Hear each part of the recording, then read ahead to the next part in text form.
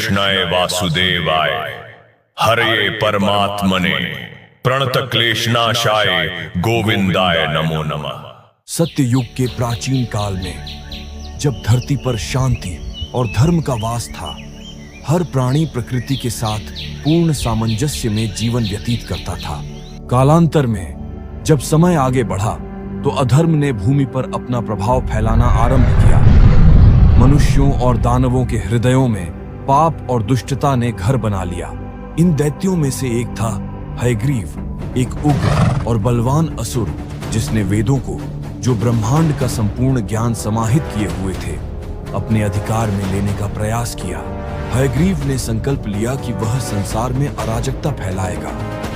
उसने वेदों को गहरे ब्रह्मांडीय सागर के भीतर छिपा दिया, जिससे समस्त संसार अज्ञान और भ्रम की गहराई में डूब गया।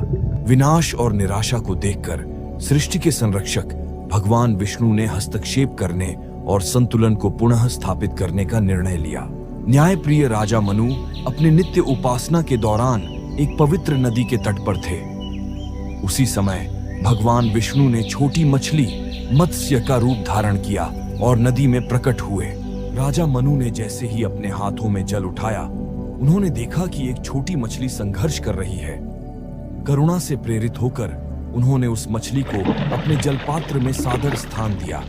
हे महाबली राजा मनु, मेरी रक्षा करें, मैं संकट में हूं। राजा मनु श्रद्धा से अभिभूत होकर मछली की रक्षा करने के लिए सहमत हो गए, यह न जानते हुए कि यह स्वयं भगवान विष्णु थे। अगले प्रातःकाल राजा मनु अत्यंत विस्मित हुए, क्योंकि उन्होंने देखा कि मछली इतनी बड़ी हो गई थी कि अब वह पात्र में समाने लायक नहीं रही।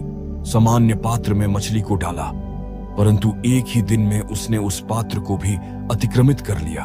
मनु ने देखा कि मछली कोई साधारण प्राणी नहीं थी। तब उसने उसे नदी में ले जाकर पानी में छोड़ दिया। नदी में भी मछली तेजी से बढ़ने लगी और शीघ्र ही एक विशाल प्राणी बन गई, जो अन्य सभी मछलियों से बड़ी हो गई। मत्स्य ने फिर राजा मनु को अपनी असली रूप में भगवान विष्णु के रूप में प्रकट किया। मैं विष्णु हूं और जल्दी ही पृथ्वी पर एक महान बाढ़ आने वाली है। एक महान जहाज बनाओ और सभी पौधों के बीज और हर जीवित प्रजाति में से एक को इकट्ठा करो। विष्णु ने आदेश दिया। मनु पूरी श्रद्धा के साथ विष्णु के आदेशों का पालन करते हुए आने वाली आपदा से बचने के लिए एक विशाल नाव का निर्माण किया।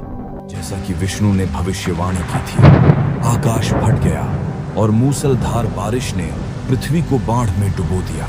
मनु ऋषियों, जानवरों और पौधों के साथ जहाज पर सवार हुए, तूफान का सामना करने के लिए तैयार।